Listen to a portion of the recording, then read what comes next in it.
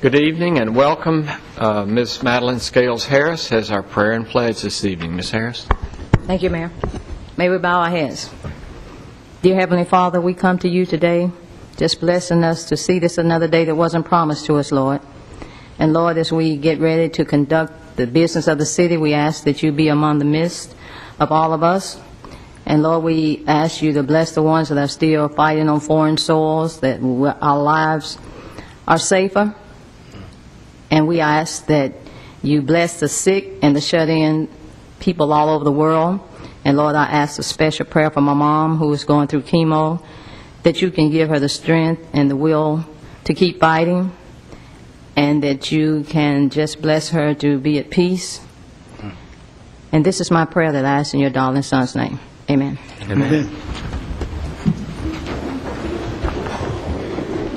I pledge allegiance to the flag of the United States of America and to the republic for which it stands, one nation under God, indivisible, with liberty and justice for all.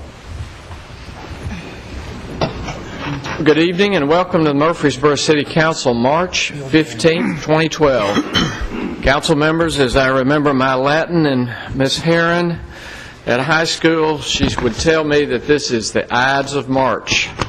And so I remind everyone named Caesar, be careful. We do have someone not named Caesar, but someone named Hercules with us tonight, Brian Hercules, who is the president of our United Way. And I believe our city employees have reached a milestone, and Mr. Hercules will apprise us of that right now. If he would come to the podium, please. Welcome. Thank you, Mr. Mayor. City Council, it is a great honor to be here with you tonight and to recognize the City of Murfreesboro for their efforts. As you know, we have just completed our 2011 campaign, our best campaign ever for the community of Rutherford and Cannon County. The City of Murfreesboro achieved a top 10 recognition this year in our campaign. We're very pleased with the work. You know, Mayor, I always get in trouble when I start trying to name names because I'll leave somebody out. But I do have to recognize Pam Russell and Glenn Godwin, who are your ECMs who worked directly with us in reference to this campaign this year and did just a fabulous job for the city. I also would be remiss if I didn't take just a minute and recognize a couple of people that serve on the board of directors of your United Way that are associated with the city, and that's Madeline Scales Harris, and that's also Mr. Jim Crumley, the assistant city manager. As I look across this distinguished group this evening, I also see people that have been on our board of directors over the years at different times and been great friends to the community and to your United Way. You know, United Way, some people look at us very much as a fundraising agency. We like to think of ourselves as a community impact agency. And last year, 93,500 people in our community, 1 in 3 within our community, were touched by one of the United Way agencies and partner agencies. So we feel like we're bringing a solid program to the community. We're very appreciative of the relevance and the acceptance we've had with the community, and we continue to strive to be better every day. So at this time, I would just like to recognize the City of Murfreesboro with this award for reaching the top 10. If you'll pass that to Mr. Crumley there, I'll let him make it, and we want to thank our employees.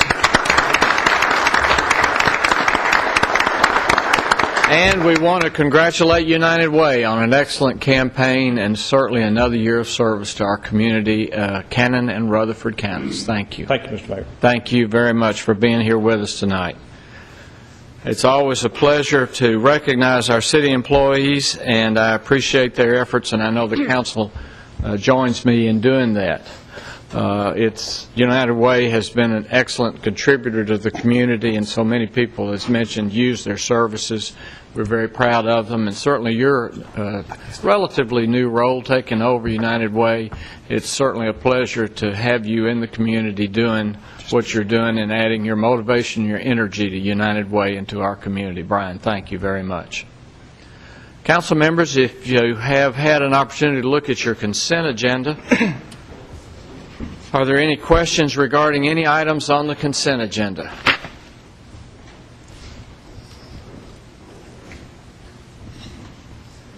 If not, is there a motion to accept as presented?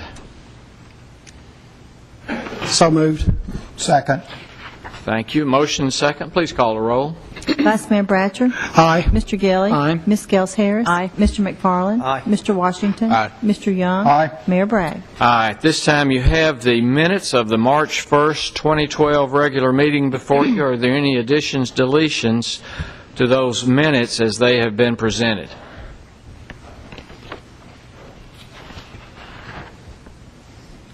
If not, Mayor, I move we accept the minutes as presented. Second. Thank you. A motion and second to accept the minutes as presented for the March 1st meeting. Please call the roll, Ms. Wright. Vice Mayor Bratcher. Aye. Mr. Gilly. Aye. Ms. Gels Harris. Aye. Mr. McFarland. Aye. Mr. Washington. Aye. Mr. Young. Aye. Mayor Bragg. Aye. At this time, we'll consider for passage on third and final reading an ordinance to rezone an area along Alexandria Drive and Florence Road to a highway commercial CH district.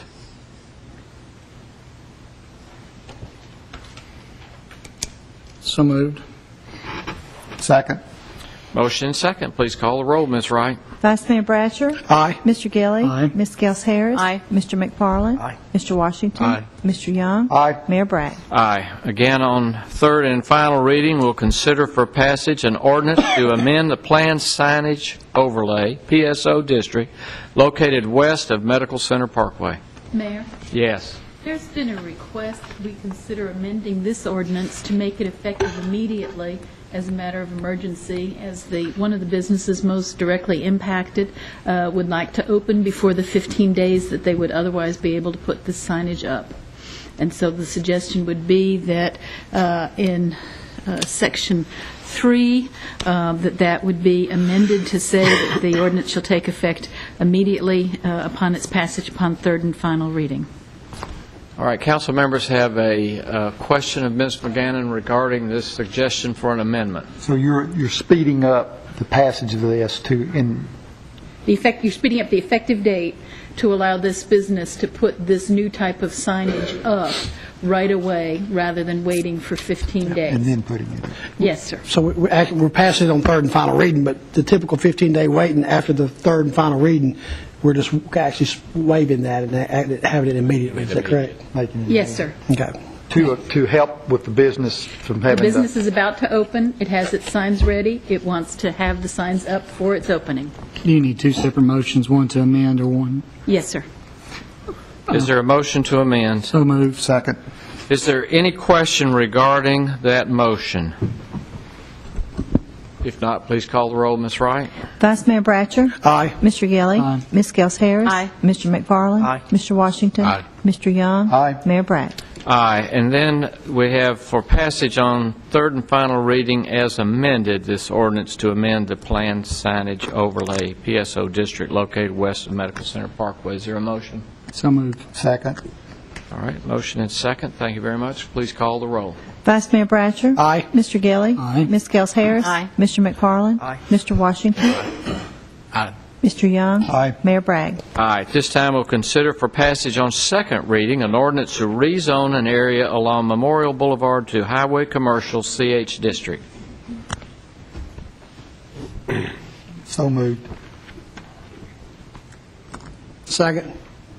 Please call the roll, Ms. Wright. Vice Mayor Bratcher. Aye. Mr. Gilly. Aye. Ms. Gels Harris. Aye. Mr. McFarland. Aye. Mr. Washington. Aye. Mr. Young. Aye. Mayor Bragg. Aye. At this time, we'll consider for passage on second reading also an ordinance amending Murfreesboro City Code, Chapter 7, Buildings, Section 7-5, dealing with the Standard Excavation and Grading Code. So moved. Second. A motion and second. Please call the roll, Ms. Wright. Vice Mayor Bratcher. Aye. Mr. Gilly. Aye. Ms. Gels Harris. Aye. Mr. McFarland. Aye. Mr. Washington. Aye. Mr. Young. Aye. Mayor Bragg. Aye.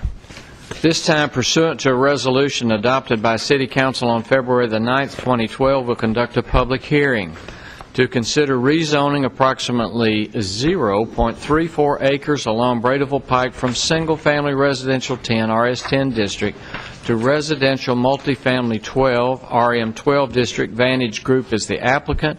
Notice of the said public hearing was published in the February 26, 2012 issue of the local newspaper. Welcome, Ms. Ely. Thank you, Mayor Bragg. Good evening, council members. What we have before you tonight is one public hearing, and the public hearing is to consider rezoning approximately 0.3 acre portion of a larger 6 acre tract. So the entire property is 6 acres. 5.66 acres is zoned RM12, and 0.34 acres is zoned RS10. Of course, RM12 is multifamily residential district, and the RS10 zone stands for single-family residential district. This property is located north of the intersection of Bradeville Pike and South Rutherford Boulevard. You can see on the maps in your agenda packet that it's the area that's shaded in blue, so it's a smaller area of that larger parcel. The properties that are contiguous with the subject area along the southern property line are part of the developed Brindleton Crossing Section 1 subdivision. Most of those parcels are also zoned RM12, but there are 12 of them that are zoned PRD.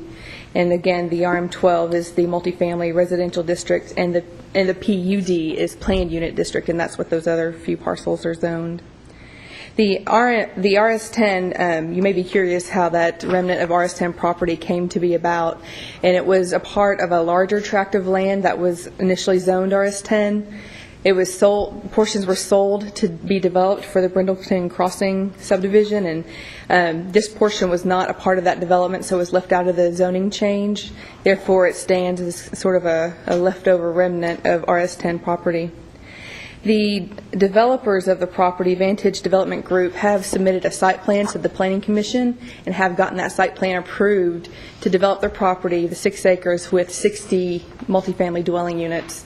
They're requesting for you to approve their request to have their entire property zoned RM12 so that there will be one zone on the entire property, so there will not be this remnant of RS10 property. They have stated that they do not intend to increase the density at all. They may like to shift the location of some of the buildings down, but that would just be maybe a minor site amendment, and but would not increase the density of the property. So what they have done is made an application to change the zoning. All 7 members of the Planning Commission were present the night of the public hearing. 6 voted in favor and 1 voted against the change in rezoning. So the Planning Commission's recommendation to you is to approve this request to rezone approximately 0.34 acres from RS10 to RM12. You should conduct a public hearing before making your decision. I'll be glad to answer any questions you may have, either before or after the public hearing. Any questions from Ms. Ely regarding this rezoning? If not, I'll open the public hearing. Anyone wishing to speak for or against this rezoning request, please step to the microphone and give us your name and address. Is anyone here wishing to speak? Anyone at all? Last chance. If not, I'll close the public hearing at this time. Ms. Ely, in the Planning Commission public hearing, there was ladies that lived next to behind this particular piece of property, and they had lots of questions and concerns about this. And I know the applicant was meeting with them and answering their question in the hall after this. Has everyone satisfactorily figured out where they are and what they wanted to do with this project? It is my recollection that the developer did meet with the applicant after the public hearing to rezone this property. As you know, we don't have public hearings for site plan review, so there wasn't one held at that time, but the developer was glad to answer the question. I think mostly the people were they didn't quite understand what the request was, and their a lot of the concerns stemmed from not completely understanding what the request is, and the fact that the property can already be developed with the multifamily units. They did discover that there will be a buffer between the properties, which is required anyway, and that there'll be a drainage ditch behind the buildings that along these properties will add an additional distance between the buildings and the existing residential structures. They're not here to give their own testimony, but I'm under the impression that they got their questions answered, and I wasn't contacted after the meeting by any of the folks who spoke at that night. Thank you. You're welcome. All right, at this time, we'll consider for passage on first reading an ordinance to rezone an area along Bradeville Pike to residential multifamily 12 RM12 district. Mayor, I had a comment if I Mr. could, Gilly. please. I was the no vote on the Planning Commission, and it's simply because my understanding is that whether the change is made, the development can still be developed the way that they're wanting to make their product, but leaving it as the RS10, I think, gave the neighbors a little extra feeling of comfort knowing that was staying in place and it's not affecting the project before us, so I'll continue to vote no for that. Thank you, Mr. Gilly. Any other questions or comments? I have a quick question. Mr. McFarland. Ms. Ely, so if the property can already be developed under RS10, then what's the benefit of what's the reasoning for the request for the change? Their request, I think, is two-part. One is that they would have a cleanup of the zoning line, so any lending or any sort of, paperwork that runs along with the property would say that the entire property is zoned RM12, and that would eliminate, maybe a minor stumbling block. It would clean up the zoning line. And their second part was that they may want to shift the buildings south a little bit. Either way, they're going to be adjacent to existing developed structures, but they were, I think, and they haven't submitted any plans to me because they want to see if the zoning change would be approved first, but they wanted to shift the location of one row of the buildings south or southwest, just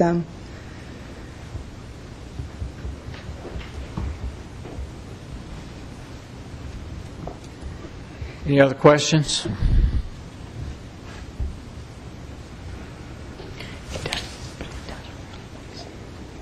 If not, is there a motion?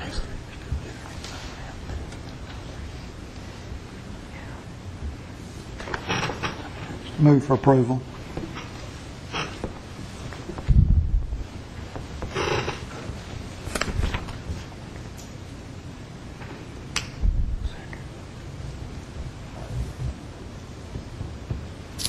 Is there a second? I'll second. Mr. Washington, thank you. You have a motion and a second. Any questions on the motion? Please call the roll, Ms. Wright.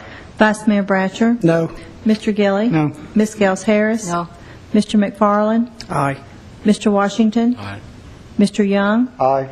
Mayor Bragg. Aye. At this time, we'll consider recommendations of the Planning Commission to schedule public hearings for zoning change requests along Kimbrough Road, RS8 and RM16, Warrior Drive, CH, and South Church Street, CF. Welcome, Mr. Adelot. Thank you, Mayor Bragg and members of the council. During its regular meeting on March 7th of 2012, the Planning Commission considered the following applications, after which it recommended approval to the City Council. The first is a zone change request for approximately 93.67 acres along Kimbrough Road from PUD to RS8 and RM16. The second is a zoning request for approximately 86.35 acres located along Warrior Drive to be rezoned from PCD and RS15 to Commercial Highway. The third item, item C, the applicants have asked that one be deferred. We'll probably be bringing it back after they do a little bit more homework. So we only want to schedule public hearings on items A and B. So South Church Street is withdrawn. Is that correct? For now. It will be coming back more than likely in about 2 weeks. All right. Ms. McGannon. Mayor, I would suggest April 26th.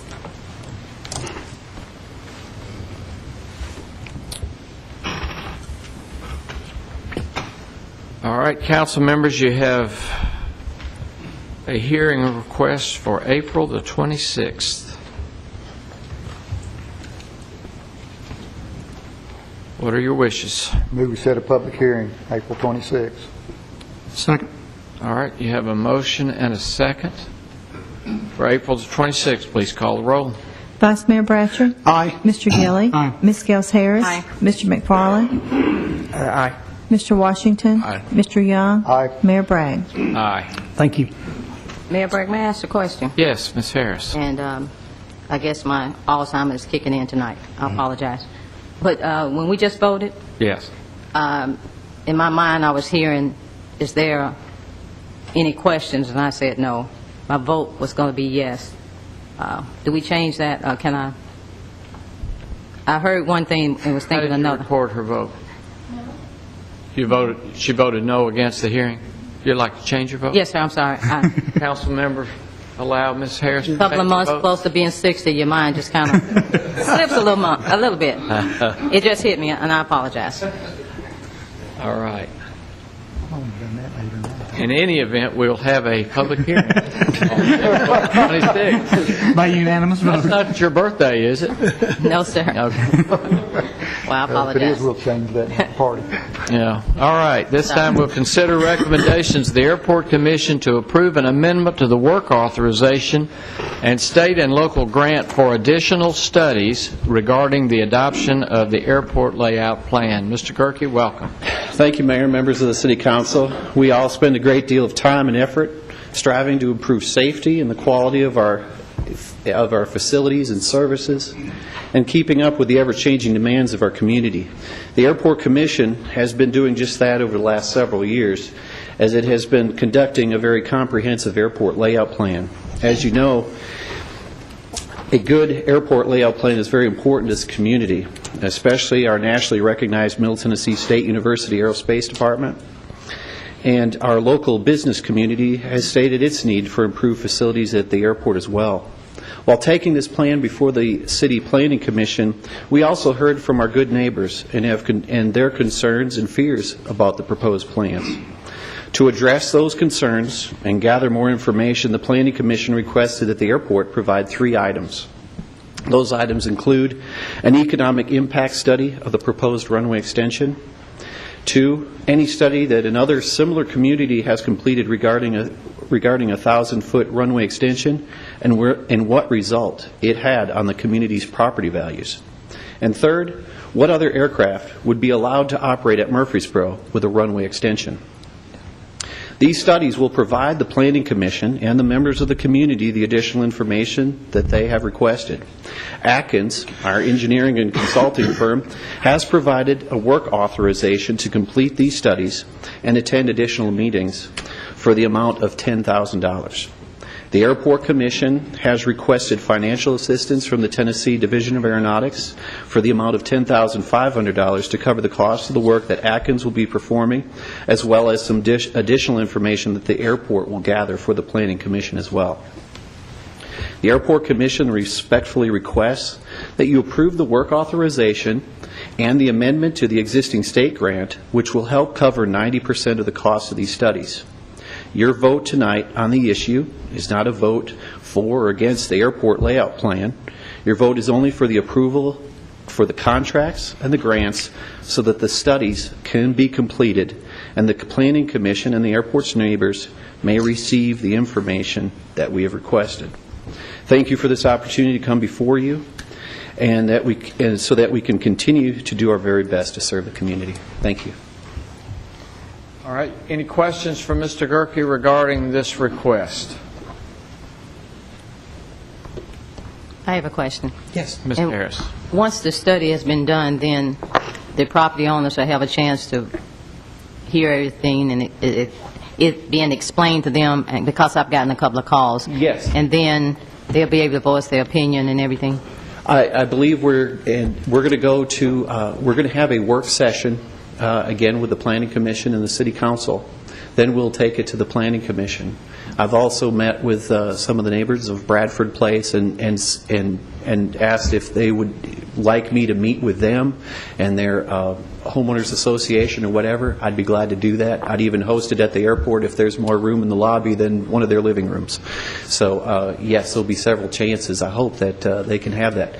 Once it goes to Planning Commission, then it would go to City Council, and again, another public hearing would be available then at that time as well.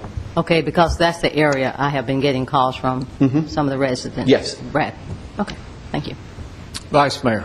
Yes, Mayor, I think this is going to be a good study. I think the more the information we can gather and get, I think it's going to be beneficial to not only to the Airport Commission, the council, but to the citizens. I got an email today, and I don't know. I'm just going to read what it said. And he was asking for some additional information.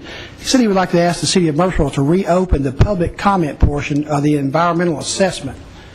And I don't know exactly what all that means or what that has to do with anything, so maybe you can tell me on that, Mr. Gerke. But he said he talked to the FFA, and they said they couldn't open it, but the city of Murfreesboro or the airport could. Yes. Does that require any more funding, or is that just something we can do, or what does that involve? The City Council, after our joint meeting with the Planning Commission and City Council back in December of 2010, we brought to the Council and the Planning Commission the alternative, which was the runway extension. Because that alternative showed that the threshold, the end of the runway, would be extended over 500 feet, an environmental assessment had to be completed. We received the City Council's approval to conduct that study. Atkins and Hansen, our consultants, conducted that study. Once that study was completed and compiled, we had to send out letters to all the different agencies of the state, conduct various studies. We put the environmental assessment, the draft of it, out for public view. We are only required by law to put a notice in the paper. I feel that we went well beyond what that requirement was. We put it in the paper. I personally sent out over 700 letters to neighbors around the airport that lived within 200 feet of the airport property, much like what we do with the Board of Zoning Appeals change or anything like that. Plus, we also sent out letters to all the residents that are out in the that would be covered under the additional airspace. Once the runway moved, the airspace would also go out. We sent letters out to 200 plus people that would be under that airspace now, to inform them that the environmental assessment draft was available in the library, City Hall, and at the airport for their viewing. We put it on Channel 3. We put it on the city website. I was on Channel 5 in HD to talk about it, and they flew the helicopter all around the airport, did a wonderful job, interviewed some neighbors, and also the newspaper picked it up. So we really tried to push that out there. We had a public hearing where we conducted, where you could go before a court reporter and state your concerns about the environmental assessment, about the runway extension. You could put it in writing, and during that 40-day period, you could also write it in to our consultants. All those comments were recorded and put into the environmental assessment. Our consultants then responded to all those in the report, not to the individuals, but in that report, and sent that to the FAA. I feel that because of the public process that we have here in the city of Murfreesboro, that we did all we could to get that information out, and that with the Planning Commission being a public hearing and the City Council being a public hearing, and we've had the joint work sessions, that we've done as good a job as any to get the word out about this project, the environmental assessment, and the airport layout plan. Would it be, and I don't really know, maybe Mr. Lyons looks like he's wanting to comment, but would it be, what would be, could we open it and have additional comments about that, or what would be the procedure if we wanted to do that? What I wanted to just quickly mention, I did have a visit late this afternoon from a resident in Bradford Place who also asked if we could open up that public comment period with the FAA. Let's distinguish it from the planning process, the airport layout plan, and the study that's before you. That is all the city-driven process. Right. What the gentleman asked for is the Federal Aviation process on environmental impact. As Mr. Gerke mentioned, we did try to advertise far and wide to make sure people knew and had that opportunity. I'm not sure what the total number of public comments were.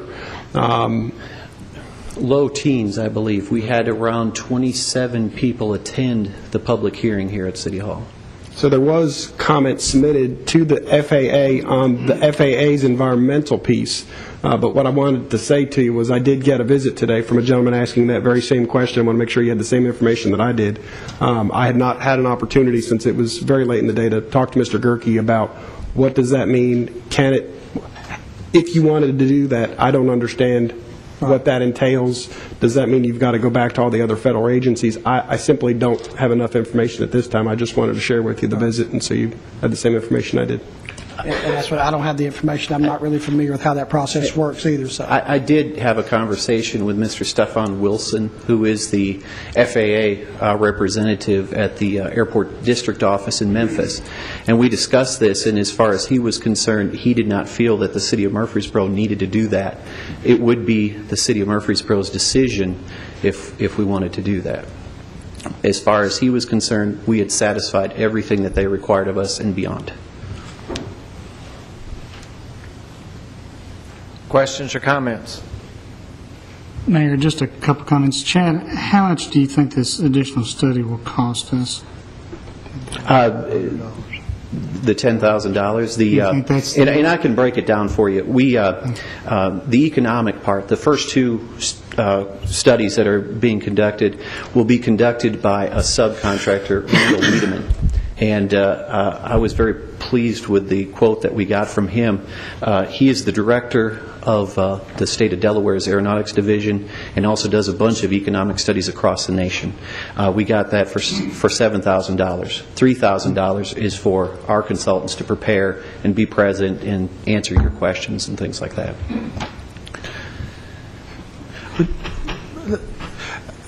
But will we have a chance will you get back to us and let us know about this, because if it's a chance to open this up to get more information, I'm sure you'd be in favor of that. Yes. That's. But I think the city has to be the one that initiates that, not Yes. the FFA. Right. We've satisfied everything they needed. We've done our thing. This would be above and beyond, even. Right. And more above and beyond. I know we've Yeah. done exceptional about giving out information, and I know we want to continue to do that. So if there's an opportunity to reopen that environmental assessment of it, I'd like to see us do that. We've done everything we can to make this a very public process. Right. I know you have, and I appreciate that. It may be that Vice Mayor can give you the name of the individual so that you might make a Yes. copy of the environmental assessment and the questions that were asked and answered, and so that if there are additional things that didn't get answered, our consultant can help us provide some answer. Mayor, when I asked for this at the Planning Commission level, I had hoped that we would be able to get more information that would help me and some of the folks and the neighbors alike to come to a good decision on this. The more that I've talked to folks in the area and to individuals, friends that I have that are in the aeronautics industry, I don't know that that's going to be the case even at the end of the information. And I don't think that there's going to be anything that will come out of the study that will allow me to vote for the airport extension.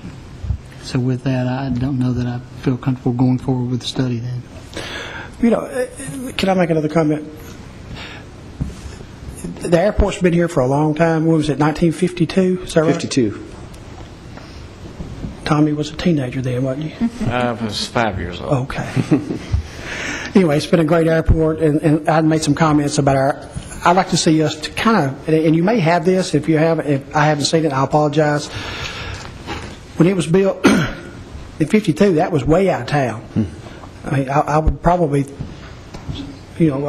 Loki was probably the outskirts of town in 52. I can't tell you, but it was probably close to that. So the airport was way out of town. Our city has grown around that airport, and I know the people who built homes and developers and the people who bought those homes bought them with the knowledge that the airport was there first. And that's not a secret. That's pretty much given from what I hear the people saying. And people tell me that they understand that, and they're happy with the way the airport's going. Do we have, and I don't know and I know the airport has evolved from pretty much a recreational airport to an aerospace entity from MTSU, and I'm proud of that. I think they do a great job, and I know we're trying to encourage corporate flights because we're beginning to be a big city for that. Do we have any kind of study or any kind of plan or projection about where we want the airport to be in 20 years from now, 30, 40, 50 years from now, when the city is 5 times or 10 times larger than what it is, and what do we want to see the airport become? Yes.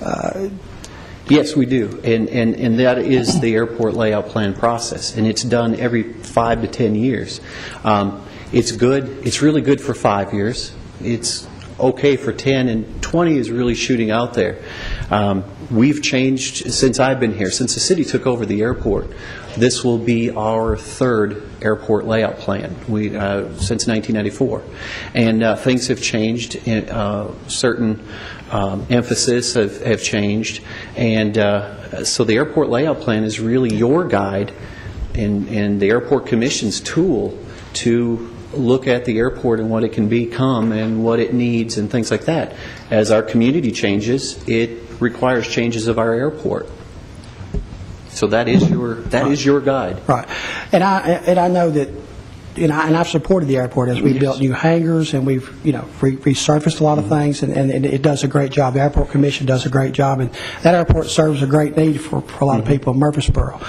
I just want to make sure that as we go forward, I know that our terminal was built in '52, and you and I have talked, there's probably going to be a day here in the pretty near future that you're going to come back and say, we need a new terminal. It's antiquated, it's old, it's not efficient as it once was. Is that true? That's very true. If 1952 wiring just doesn't quite keep up with the demands of today, you plug in a coffee machine and a vacuum at the same time, and we're popping circuits. You're pretty much done on that. I can vouch for the 47 wiring. Yeah, it's pretty old. And that's my point. I just want to make sure that as we go forward and as we invest a lot of money into that location, that it's where we see it's going to be 30 years from now or 50 years from now, that we, if it's time to maybe think outside the box and look at other locations, that we've got that on the table and we at least discuss it and talk about it. And I really believe you've got the best asset that you could possibly ask for out there, and that you're one of the few communities that isn't having to put a great deal into its airport. It's self-supportive, and you can't ask for anything more than that. It's a vibrant part of this community. Today alone, I gave a tour to 30 children from Franklin Road Baptist Church. Wonderful time. At the same time, we were parking 6 Kiowa helicopters from Fort Campbell that came down. These gentlemen I gave them my van so that they could go down and take a tour of Barrett's gun place, and they were invited by him as members of our armed services. They came in, they ate. We had planes come in today for Amazon construction, for the Amazon. They said that they will be here every Thursday for the rest of the year till December, and we're helping serve them. Another apartment complex came in today, and another charter came in and picked up some individuals, and I didn't get to talk to them. So it's interesting to see all the changes that are going on in Murfreesboro often come through our doors at the airport. You do a great job. I mean, tell us how big your staff is. I think I have one staff member here today. It's about six part-time employees. And they do a great job. They do. But also, the airport is also has around 77 people that are employed out at the airport. In our economic study, $70 million of direct and indirect economic income are come into this airport through the airport. 77 jobs, some of them very high-tech jobs. Ms. Harris, did you have a question or a comment? Yes. Like anything else that comes before the council, I would like to see all the facts on both sides. I'm very interested in what the neighbors in the area think. I'm interested in when they built their houses, were any stipulations given to them one way or the other. I just want to see all the facts before, I can make a decision. I don't feel comfortable right now making a decision, and I'm very much concerned. I like to see our community grow. I think we're growing about 3% a year now, and that's tremendous growth, but I just want to see all of the facts. And I want to hear from the neighbors. Sure. And hear from you all, too, on things you all have not possibly presented before I make a decision. So I definitely want all the facts presented. And that's exactly why I'm here today, is to get additional studies so that you have that additional information. And when we started out this process, the airport, like I said, only goes through this process every 5 to 10 years. Joseph and Chris Griffith are constantly doing these types of projects, and they were asked to be a part of our study group with the Airport Commission, and they did a wonderful job to guide us through this process and to help us as we communicate to the community. And they did a wonderful job, and I thank them for that, because we want as much information about this as possible to you and to the community. Right, I wanted to know the history, here again, going back to the history. I'm hearing tonight, I didn't know it started in 52. I was born in 52, so, you know, but I want to hear everything. Yes. And I think it's very important, after all the facts are given, you know, we work for the citizens who elected us, so I just want to see all the facts. Absolutely. When was the last airport layout plan completed? Do you? It was completed in 2003, and I believe the state finally approved it around 2005. And then when this airport layout plan was begun, obviously it's a continuation of what you had finally approved in 2005 that was completed in 2003, but when was this one begun again, so to speak? 2008. In 2008. And so we had the environmental assessment in 2010. In 2010. And I believe that public hearing was November of 2011. It's interesting to me when we think about government and how long it takes to get something done. When it used to be you could get a road built in 3 to 5 years, and now it takes 10 to 12 to 15 years, and we complain about how much it costs and how much costs escalate in the time period that we study things.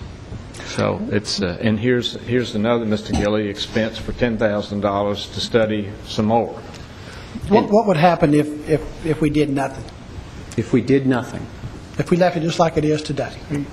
That's an alternative that we did study. It was one of, when we looked at the runway, it was one of about 8 alternatives that you could do to the runway. And I don't, and I'll speak from my point of view, and I think it's the point of view from the Airport Commission too, is that I take great pride, and I think the Airport Commission takes great pride in representing the City of Murfreesboro. And if we are to represent the City of Murfreesboro, which is a dynamic community, doing nothing would not represent this city very well.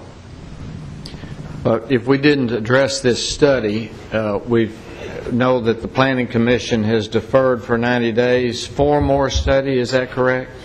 So if we didn't do the study, then we're not doing what the Planning Commission asked us to do. Is that correct? That would be correct, Mayor.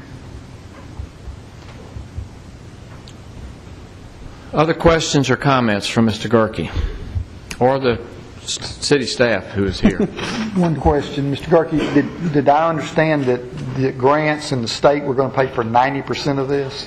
Yes, we have made that request. I will find out on the 23rd if that will be approved. We are using Vision 100 money, which is federal entitlement money. We're basically taking money that is set aside for projects, other projects at the airport, and putting it towards this. So if that is approved, the study would cost us $1,050? Yes, out of the airport fund.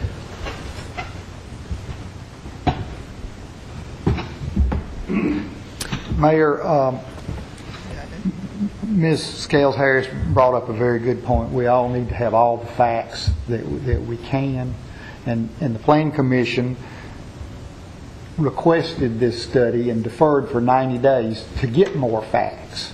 And we have an opportunity to get more facts, and as you have reiterated there, things move real slow in government anyway, so I don't think 90 days is going to hurt anybody one way or the other on this.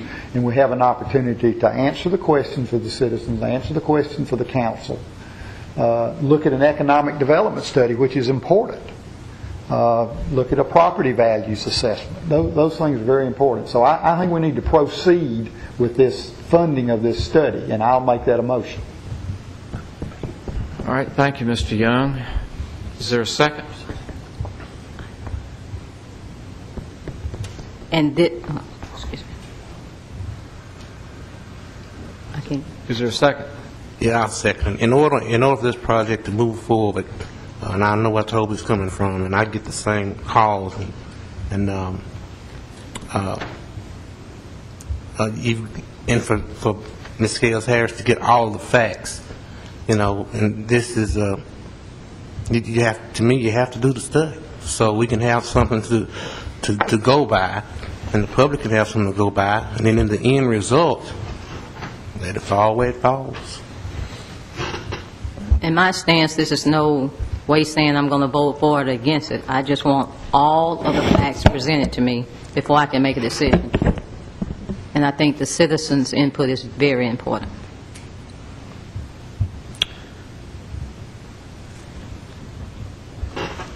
All right, you have a motion and a second. Any other comments or questions regarding the motion? So that everyone can have all the information they need that's what's sounded like here, I'll go along with the study, but again, I just don't think that's going to be able to change the position I've had after speaking with the neighbors and friends I have in the navigation I agree with you. Yeah, I understand that. I agree with you. I mean, the study, I understand what the study is going to, the information we're going to attempt to get. And you said, I think just the additional airspace, you had to send out 200 letters to 200 different. I mean, Yes, sir. It's affected a lot of, like I said, I think we're all for the airport and we're all supporting it, but, when it starts affecting, and I know this study is going to get us the answers, but if it affects home, your quality of life in your home, your value in your home, those things are pretty important. And this study, I don't know what it's going to show, but that's what I'm concerned about. The Airport Commission gathered a very good team, some of the best engineers and consultants, I think, in the state of Tennessee and beyond. And I think we got one of the best from the economic side to answer those questions for you, too. And we looked locally, and we looked outside, and we really felt this was the way to go. I understand. Well, in the end, we all have to feel comfortable with whatever we do with this project, and I don't have a clue as to what I'll do, but I'm like Ms. Gales Harris, I need all the information I can get. I know a little more than some because I was on the Airport Commission for a few years, but it's going to impact some folks, and if it is, it's going to adversely impact people very adversely. Then I gotta think about that. Well, one of the reasons that we're doing this is to improve the safety of the airport. I understand. So you have a longer runway. You have not different types of aircraft coming in. You just make it safer for those who use the aircraft. Well, we have to get the public. And you also, when you improve the safety for those who fly, you have improved the safety for those who are around the airport. I understand. So. All right, any other questions, comments? I just have one question. Yes, Mr. McFarland. Mr. Yerke, the one thing that I think we do need to look at, and I don't know if this study takes it into account, and I remember when we had our environmental assessment that we talked about drainage and things like that, but one question that I think is a valid point that on that, I think it's the north end of the runway, quite a bit of time you'll see standing water that's in that area, and I think something we do have to take into account that if we add more surface of the runway, then that water's got to go somewhere. So absolutely, I think that was a big concern of someone that I spoke with last week regarding where's the additional water going to go. Because that area is across the street and they're low already with Sinking Creek and everything that runs through there. So that's something that we need to, answer some questions on that as well. Yes, absolutely. And the master plan is pretty macro. And then with the passage, if you do adopt that airport layout plan, once we get into the design and engineering of that extension, then we get more into the specifics of how we're going to handle that. And I understand there's possibly some drainage projects that's going to occur on the Parks and Recreation side of the fence as well. The airport is a drainage place for a lot of the neighborhoods in that area, so we're very, very much aware of the issues there, and that standing water, how important it is for that to be a time release north under DeJarnett and down. So I know that Chris Griffith and our engineers will work very closely with them to make sure that is improved, that area is improved even with the extension. Vice Mayor. Can we include in this study what we talked about the environmental part of it? Is that something we can include? I think they should be separate motions, and I would suggest you might be more appropriate to have Mr. Gerke find out not only that the city would have to initiate it, but what the implications might be in terms of the approval process and the time process, so he could give you full facts and information before you made a decision about the reopening, and also provide perhaps to members of the council some copies or information about the environmental work that was done. But whether you do it tonight or not, it should be in two motions. Well, I mean, I think I already know that the city has to be the one that initiates the process to reopen it. I don't think the FFA can do it or the environmental. Right, but the additional time and the additional cost, you don't know. And I'm suggesting you might want to direct staff to find that out before you made a decision. The costs, one of the costs that would be involved would be with our consultants. They would have to, they would be involved in conducting that public hearing again. Well, we already have the information, but just opening up for comments is basically what it right. But if you do that public hearing, then our consultants also have to address each one of those comments and then send that on to the FAA. We wouldn't be going through an environmental study again or anything like that. Well, it maybe. Yeah. That's what I'm suggesting. We need to make sure what the rules are about reopening before you make the decision. But it's your call.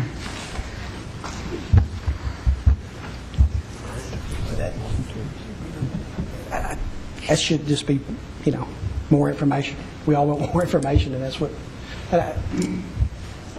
Okay, we can have that in two separate motions. If that's what you want.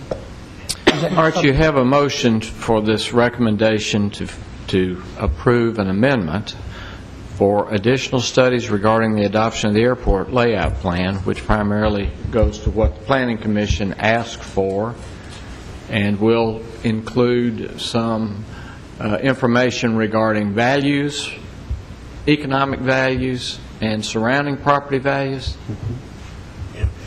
and impact. That's what we've asked for.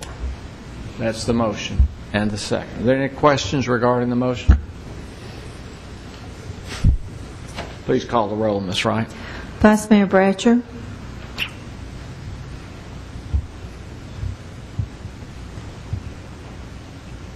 No. Mr. Gilly. Aye. Ms. Gels Harris. Aye. Mr. McFarland. Aye. Mr. Washington. Aye. Mr. Young. Aye. Mayor Bragg. Aye.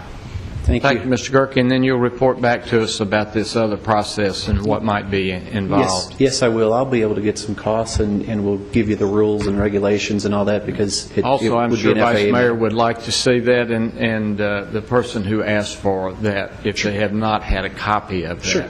Be glad might have that, make that available. Did you tell me it's on the website? No, it is not. It's still with the FAA at this time, being reviewed. Is that a digital document that we might make available? We'll see if the consultants have it in digital format. All right. I think that might be good also. They probably will. Because it was completed when, 2010? It was completed end of the year 2011. 10 or 11? The hearing was November of 2011. It was initiated in 2010. Okay. And completed in 2011. So it just got completed, right? Yes. Mm-hmm. All right. This time we'll consider recommendations of the Assistant City Manager with regards to bids for the expansion and renovation of Hobgood Elementary School. Mayor, I'm going to turn that over to Gary Anderson from the school system. Mr. Anderson from our Murfreesboro City School, welcome. Thank you. Good evening. Glad to be in front of you again tonight, asking for you to approve the bids that we received for the low bidder on the first phase of Hobgood Elementary School. The bid came in at about $60,000 less than we had anticipated for phase one. So we're asking for your approval to move forward on going forward and getting a contract signed with the low bidder. All right, you have this low bid before you. Any questions of Mr. Anderson regarding this bid for the initial bid for the expansion or the initial expansion and renovation of Hobgood? Mayor, before you vote, I think we need the name There's no paper that the council Oh, has. I'm sorry. And you haven't told them the name. I thought y'all had all the documents. No. I He emailed them to us. But it's not on paper form on your desk. But it's sent by email. It's Friendship Construction Company from Bon-Aqua, Tennessee. I'm sorry, I thought you had the papers. I apologize. Mayor, I move that we award the contract to the low bidder, Friendship Construction Company of Bon-Aqua, Tennessee. Second. All right, you have a motion and a second. Thank you. Any questions regarding this motion? Please call the roll, Ms. Wright. Vice Mayor Bratcher. Aye. Mr. Gilly. Aye. Ms. Gels Harris. Aye. Mr. McFarland. Aye. Mr. Washington. Aye. Mr. Young. Aye. Mayor Bragg. Aye. Thank you, Ms. Davis. Thank you very much. Ms. Wright, what about beer permits? Mayor, we have 3 tonight. We have a restaurant at 1618 Northwest Broad Street that is an ownership and name change, a market at 2975B South Rutherford that is an ownership change, and a bar in the downtown area at 114 North Church, which is an ownership and name change. All the applications were completed appropriately, and they have all finished their buildings and codes inspections, and I recommend approval. All right, they all meet our requirements. Is there a motion that we accept? So moved. Second. Thank you. Motion and second. Please call the roll. Vice Mayor Bratcher. Aye. Mr. Gilly. Aye. Ms. Gels Harris. Aye. Mr. McFarland. Aye. Mr. Washington. Aye. Mr. Young. Aye. Mayor Bragg. Aye. You have a list of the statements to be considered for payment before you. Are there any questions regarding these bills to be paid? And if not, is there a motion that we do so, pay the bills? So moved. Second. Thank you, Mr. Gilly. Mr. Bratcher, thank you very much. Please call the roll. Vice Mayor Bratcher. Aye. Mr. Gilly. Aye. Ms. Gels Harris. Aye. Mr. McFarland. Aye. Mr. Washington. Aye. Mr. Young. Aye. Mayor Bragg. Aye. All right, at this time, I recommend to you that we reappoint Jim K. Duncan to the Disciplinary Review Board as the hearing officer. And this will be a reappointment. And I make that recommendation to you. Move we approve the mayor's recommendation. Second. Thank you. Please call the roll. Vice Mayor Bratcher. Aye. Mr. Gilly. Aye. Ms. Gels Harris. Aye. Mr. McFarland. Aye. Mr. Washington. Aye. Mr. Young. Aye. Mayor Bragg. Aye. At this time, is there any other business from staff or from the council to come before the council? Mayor, I laid out in front of you tonight an item that we'd like to get some surplus equipment removed from the city schools administration building. There's a large room in sort of the interior of that building that's been housing a lot of surplus equipment from various departments, and it's of very little value. It's taking up a lot of room, and the schools would like to start utilizing that room for their purposes. And they have begun the process of cleaning out their things, and we've agreed to remove our things. And Habitat for Humanity, who has a relationship with the schools as well as the city, has been approached by the schools to take their surplus items that no one has claimed or wants to use, and they've made the same offer to us if we'd like for them to do that for us. It'll save some of the city staff time to go out there and remove those items. I've attached a list of the items that Habitat has said they would like to have. I have personally seen these items, and I'm surprised anybody wants them, but they sound better on paper than they look in person. Two rusted toolboxes. Right. Some of the file cabinets, when you open the door, you wonder what was inside those because they do not smell very pleasant anymore. But at any rate, they're willing to take them and remove them for us, and the city schools has some large trash bins. They said they could get rid of everything else for us that the departments don't claim, and I have notified all the departments to please go and see if there's anything out there they want before it's disposed of. All right, you have this recommendation to approve the donation of these remaining items to Habitat for Humanity. Are there any questions? Comments? Move to be approved. Thank you. Second. Thank you very much. Motion second. Please call the roll. Vice Mayor Bratcher. Aye. Mr. Gilly. Aye. Ms. Gels Harris. Aye. Mr. McFarland. Aye. Mr. Washington. Aye. Mr. Young. Aye. Mayor Bragg. Aye. Mr. Crumley, you have an additional item? Mayor, on your consent agenda, you approved 4 grants under the Affordable Housing Program from Community Development. Since the agenda was published on Tuesday, staff has completed a 5th grant, $10,000, first-time homeowner down payment assistance, and would ask your approval on that. All right. Questions for Mr. Crumley regarding this recommendation?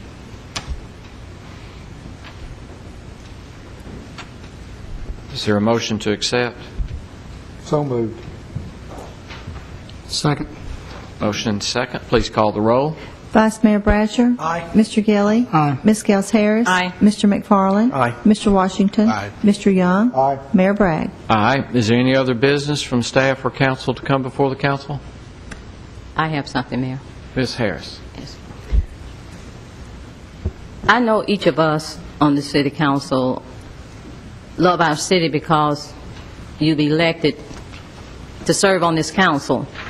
I personally have a special place in my heart to serve the citizens of Murfreesboro because I am part of a legacy of servants on our city council, which motivates me more and more every day to serve our citizens to the best of my ability. My fellow council members and mayor, I really believe that we have an opportunity here to put into place a system of accountability in Murfreesboro city government which will have a positive impact on our city employees and the services they provide to the citizens of our community. Now, let me preface this statement by making it very clear that we have what appears to be a great city manager who I personally know loves his job, he loves this city, and has represented this council body and has presented us with a good budget in the time that I have been honored to serve on the city council. I wish to acknowledge that I have no personal agenda against Mr. Lyons. My first and foremost concern is to assure that we have a progressive, service-oriented government in our rapidly growing city. Time is nearly upon us when this council will be asked once again to review the performance of our city manager. The fact that we undertake this process means that we deem it important to do this to assure that our manager is performing in a manner which benefits the citizens we have all been elected to serve. Each of us on this council raised our hands and we took an oath to serve this community to the best of our ability. Last year, I expressed my concern regarding the process, the current process we use to assess the performance of our city manager. I tried to point out that our current instrument is purely a subjective opinion survey which attempts to quantify responses which are clearly ambiguous in that not one member of this body could give the definition of a 9-10, which is the highest ranking which Mr. Lyons has received through the years. In this high-tech environment, which is evident by our iPads we have before us, we must have an evaluation process in place that leaves no doubt about our assessment of Mr. Lyons' performance on his job. If we do not have an evaluation process in place, how do we measure our progress and establish an environment for continuous improvement in the services that we provide our citizens? We do not have to look very far at all to observe the work of a group in our community which developed an excellent process to evaluate their director. The Murfreesboro City School Board developed an objective and goal-oriented evaluation system to assess the performance of their director, Dr. Linda Gilbert.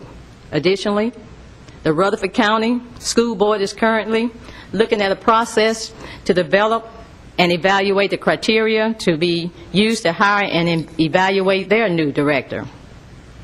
If it is important enough for these two bodies in our community to expend this amount of energy, certainly, the citizens of Murfreesboro deserve no less. Now, I would like to ask each council member and the mayor to ask yourselves this question. Do you feel that our current instrument used to assess Mr. Lyons has well-defined objectives and benchmarks to properly evaluate the effectiveness of his performance and a process to evaluate how effectively he is fulfilling these objectives and benchmarks? I have observed and found other cities with the same type of city manager government which have elected to develop an effective performance evaluation which defined objectives for their city manager. If conducted properly, a performance evaluation will be, number one, positive and useful for the council and the city manager. Number two, help to better define objectives of the council and the city manager. Number three, improve communication between the city manager and the council. Number four, provide better feedback to the city employees. Number five, acknowledge strengths and point out opportunities for the city manager. Number six, bring problems into focus and reduce future misunderstandings and conflicts. Number seven, help identify roles and responsibilities of both the city council and the city manager. Again, I have the utmost respect and I am very confident that our city manager has the talent and the ability to perform the responsibilities as delegated in our city charter. A proper performance evaluation process would promote accountability and allow us to examine past performances and guide us in the future. We expect our city manager today to be a coach, a team member, mediator, negotiator, visionary, and perform financial analysis currently without an adequate performance evaluation tool in place. I submit to you, council members and the mayor, that the process used in the past simply does not serve this council well in the performance of our responsibility to evaluate our city manager. Now, if this council is ever placed in the uncomfortable situation or put in the position where we will have to terminate our city manager, we're going to find ourselves in a position that is going to be very, very difficult to defend in court.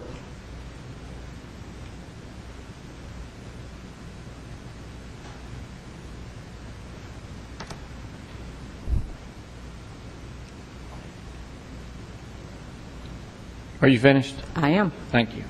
Any comments, questions?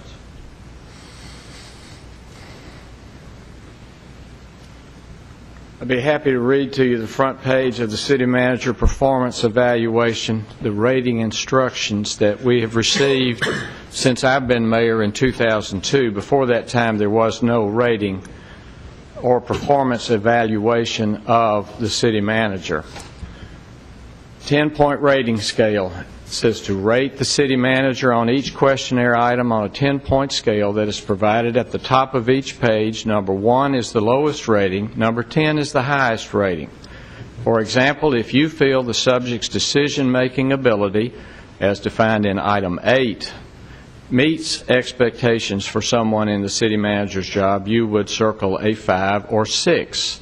Circle N if you are unable to rate the item because you have not had the opportunity to observe the city manager's ability level for that item. The primary purpose of this exercise is to provide the city manager feedback he can use to further develop his skills and abilities as city manager. Thus, honest feedback is critical. Consider the entire rating period. Consider the entire rating period when determining your ratings. If applicable in the comments area, you could note trends or changes in the city manager's behavior or practices to recognize the improvement or success in addressing areas that needed attention. Written comments are helpful. Specific written comments can improve the richness and the utility of the feedback. Please add a page if you need more room to write comments. Be sure to indicate with which questionnaire items your comments are associated. Each of the items, and I won't read them all, but the first is management as to staffing. Second is management as to communicates expectations. Third is management as to seeks and listens to input of others. Fourth is management as to planning. Fifth is management as to motivates others. Sixth is management as to staff development. 7 is team building among direct reports or various project teams or task force. 8 is decision making. 9 is influencing others. 10 is financial management. 11 is relationship with employees. 12 is relationship with the council. 13 is relationship with community. And 14 is the overall rating. And then there is a page for general comments, and certainly you've been asked to provide general comments. I believe, and I may be mistaken, this year, or in 2011 in October, when we met, you did not turn in any evaluation. Is that correct? That's correct, Mayor. And do you recall, I do not, and I apologize for that, what you did the year before? I just came on the council. I had not been on the council even 2 months. I did not know Mr. Lyons. Okay. And I declined to do it. So you didn't do it at that time also. All right. It's my opinion that, again, in the 10 years that I have been mayor, that we have provided a performance evaluation sheet that covers all areas. If you have another evaluation you would like to provide, I'd be happy to see it, and I think I have suggested that to you before. And also, if there is any other document, job description, whatever else you would like to have, I think it's fair that you present it to us if you have seen such a document or wish to provide it for us, or if you have another idea. Mayor, I'm very familiar with what you just read. In fact, I have it memorized. I think we're missing the issue here. In the city charter, I think I was told that Mr. Lyons has a job description. And the city charter outlines the responsibilities of the city manager, which I guess you could say that's a job description. The point I'm trying to make is that in a city of almost 110,000 citizens, and the performance evaluation that you just read does not give an assessment of how well our city manager is doing. We do not have a tool in place to where we have benchmarks or any tool to evaluate him. For instance, number 3, I think, reads, it alludes to how well does, one of those questions, how well does he get along or communicate with his department heads or something like that. I mean, how would I know when I just see Mr. Lyons on a Thursday night? I mean, how can we assess that? And the rating, for instance, if I was to ask each of us to write down, you know, he got a 9-10, which is the highest rating. What does that mean? Exceptional. I guarantee you we will get 7 different answers on what exceptional means.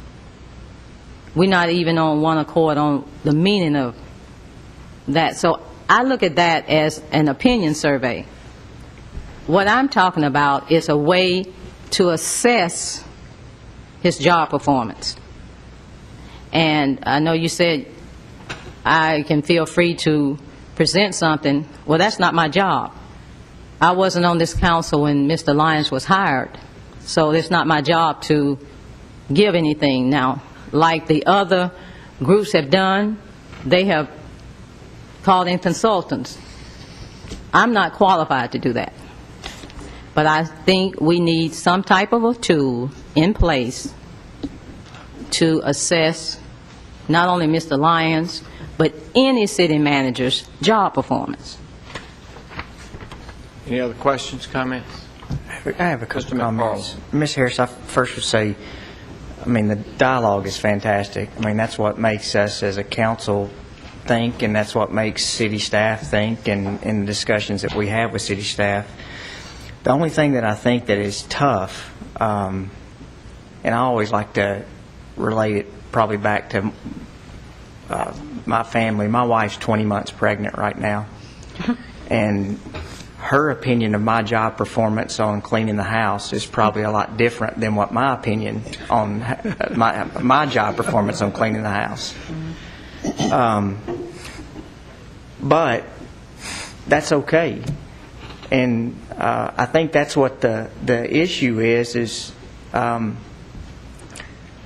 I first came onto the council, probably out of any council member that's up here, I deal with city staff and deal with different services within the city more than anyone, whether it be water and sewer, building and codes, sanitation. I mean, I deal with a lot of different areas. And when I first came on council, the community or the customer service programs that we're all aware of, that was something that I was adamant about, along with Councilman Edwards. And Mayor, you talk about the wheels of government turn slow. It took 4 years to get that process going, along with the council and being a team and putting a commitment to do that customer service. But unfortunately, and I think we see this in federal government as well, we don't have the same opinions. And it would be virtually impossible for us to sit down and say, this is my definition of excellence and this is Ms. Scales' definition or Ms. Harris's definition of excellence. That's tough to do. We're all wired different. So how I use that form is I talk to Mr. Lyons on a daily basis. Pretty much every day I'm talking to him about something or sending an email about something. So our interaction and how we respond and how we deal with him is where I get my feedback on how I tell him he can improve. So forms are great, but in my opinion, we have too much bureaucracy already. And I think Mr. Lyons will tell you that, what is it you've said, Mr. Lyons, that you work Thursday to Thursday? Yes, sir. So it takes 5 votes to terminate Mr. Lyons. So I appreciate everything that you've said, and I can tell that you've put a lot of thought into it. I just don't know how that I've in the 6 years I've been up here, I've never had a problem on being able to look at that form. And I think the main thing too is we have 1 page at the end of that evaluation that if we don't feel like that we have answered or there's questions on there that we've not been able to put our thoughts to, that, you know, and I know Councilman Councilman Washington's fantastic. I always like reading his comments that he has in the back of the city manager evaluation, because it gives insight onto not just on those line item questions, it gives insight to where he feels like these are areas for improvement. So, you know, I do think that's one thing that we have as a tool is that last page. I mean, it could be 10 pages if you wanted to write on there, I don't like this evaluation form, but here are the things that I think that are areas where I feel like that we need to improve. So, I mean, I'm open if you came forward and said, this is what I think looks better. That's how the customer service program got started. That's how a lot of the ideas in the city has gotten started, where council members bring that forward and say, here we go. The one question I do want to ask, I want to ask Ms. McGannon, just to, because you brought up a point, I want to make sure that, if we terminated Mr. Lyons next Thursday, are we legally in good standing? I know he has a contract, but how does... It would depend on what you terminated him for. His contract has different provisions in terms of whether there's cause or not. There's nothing in the contract that says he is terminated based on the evaluation or lack thereof. You are committed in the contract to giving him an evaluation, but there's nothing that says if he has a not passing score that you would be bound by that instrument. It defines the offenses or faults or failures which would be considered good cause for termination. And in that event, there are different sort of penalties. Should that come up, you would be made in the position of deciding whether you were going to terminate him, whether you thought you had good cause or not because you wanted him terminated. If the question was, we think we have good cause to terminate, I would expect that you would ask me as the city attorney, does this constitute good cause under the contract? And I would give you legal advice at that time, and you could decide whether or not you wanted to terminate and take the financial chances. But the contract is very specific in terms of what the economic consequences of terminating with cause or terminating without cause are. So you'd be able to assess that at that time. I don't believe that the strengths or weakness of the evaluation instrument would play into the merits of a contract termination claim if one were to arise. Okay. Well, thank you. And Ms. Scales, the dialogue's good. That's where some of our best ideas come from. So I think if there's a better way to do it, I'm all for finding a better way. And I think, not that it matters on Mr. Lyons' opinion because he's the one who's being evaluated. So I think if there's a better way to do it, then so be it. I've just not had, in the time I've sat here, I've not had an issue to be able to go down and use that form and feel like that I've not been able to put my 2 cents worth in to give a fair evaluation to say, here's how I think he's doing. So, Mayor, will you pass me the evaluation form, please? Yes, ma'am. I read that for the purpose of letting people know what we use, since we have used Yes, sir. it. I have it. I understand that. And Mr. McFarland, I appreciate your comments. But we're running a city. And this is a business we're running. And our citizens who elected us, and sometimes I think it's a misconception that it's just the 7 of us, but it's our citizens that we're working for. They elected us. We took an oath that we were going to run this city to the best of our ability. It's not an opinion survey. It's not a popularity contest. It's a business. Now, if we're not on one accord as to what categories, every year Mr. Lyons receives 9 and 10 exceptional skills. What does that mean? We are not even on one accord on what this rating we give, that you all have given him, exceptional skill. You're not even on the same accord because you're saying that we all are giving our opinion. If you're giving your opinion, let's change the name of this form from a city manager's performance evaluation, which is not, because an evaluation has objectives, benchmarks, tools in place to assess where the person is, how he can improve, he or she can improve. So, if this is what the council chooses to do, I say let's change it from a city manager's performance evaluation to an opinion survey. Because this is in no way a city manager's performance evaluation. Now, what I don't understand, and I'm getting a little old and it takes me a while, how the Rutherford County School Board went through a rigorous process, how the Murfreesboro City School Board went through a process, and we, as a city council who governs the school board and other departments in this city, deem it not important to have an effective tool to evaluate our city manager. I don't understand that. I just don't understand it. In my opinion, the reason why I didn't take it last year, this is not a manager's performance evaluation form. We're not even on one accord as to what each category means. I don't understand it. I just don't understand it. Ms. Scales, just real quick, we don't govern the school board. They're elected, so... Okay. Yeah, I want to clarify that... the Other school- departments in the city. Yes, ma'am. I don't Okay. want the school board people... The to- highest, does Mr. Lyons hold the highest job in the city that we pay on our payroll?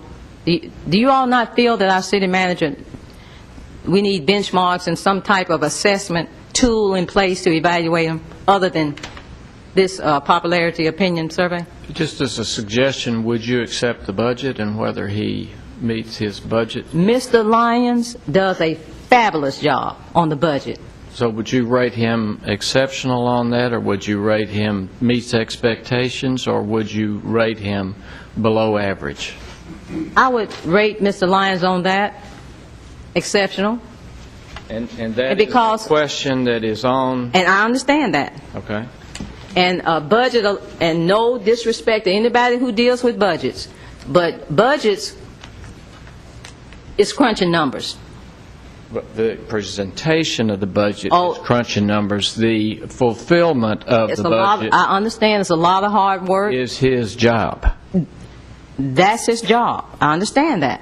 So would you give him marks because he completed a budget, number one, and number two, fulfilled the budget requirements in an exceptional manner during the year? Would the budget and the way he fulfilled what he's put into the budget, would that work? That's great. I What think about whether he fulfilled the obligations under the city charter? Would that also be something that you could use to evaluate him during a year? let's go with this city charter again. I want to make this clear. The city charter spells out the responsibilities. We're talking about two different things here, Mayor. The city charter spells out the responsibilities, and I have a copy of the charter, and I also have a copy of Mr. Lyons' what he signed when he was hired, his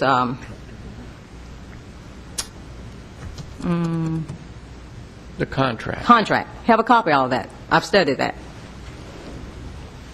The city charter outlines his responsibilities. And would you be able to use that to No, sir. evaluate him? No, sir. Because it delineates exactly what he's supposed to do? Because, Mayor, we do not have in place a tool to effectively evaluate his performance. Would you be willing to bring us a tool that evaluates somebody's performance? That is not my job. That's not my job, Mayor. That's not my job. No, sir. Absolutely. Whose job would that be? I would like to see us like other entities do, bring in a consultant who's an expert in that. And how much money would you be willing to I'm not going reward that? I have no idea, because when we bring in other contracts, that question is never asked. How much money are we willing to do? We let people just asked build. tonight from Well, Mr. Gerke. And we need to ask for bids. Ask for bids. And let's see how much it'll cost. I think that's an unfair question to ask me. Would I be willing, how much? I have no idea. I'm not a consultant. Would But you that is not my motion job. then that we do so? Have a consultant to come in and, Yes. Yes, And- sir. And please make your motion. I make a motion that we open bids for a consultant to look into giving us an effective job description tool that we have to assess our city manager. You got that down? All right. Is there a second?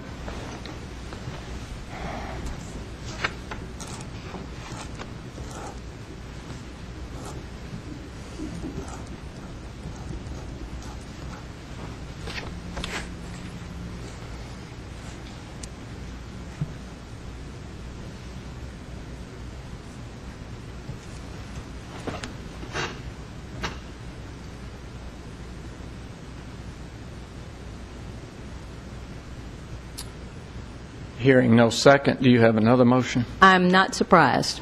I didn't get a second. I'm not surprised in the least. I'm not surprised. You all on one accord. Do you have another motion? No, sir. I just wanted to go on record. For the second time, I have brought this up. And there are thousands of people listening to this. I just wanted to go on record. Thank you. I'm not surprised with how you all reacted. Not Is at there all. any other business from the staff or council to come before the council? Ms. Kelly? I do. Ms. McGannon, I would like if you would outline for us what, if you need to go back to us, that's fine, what the procedure would be that we move our city election date to where it coincides with the August county elections. Yes, sir.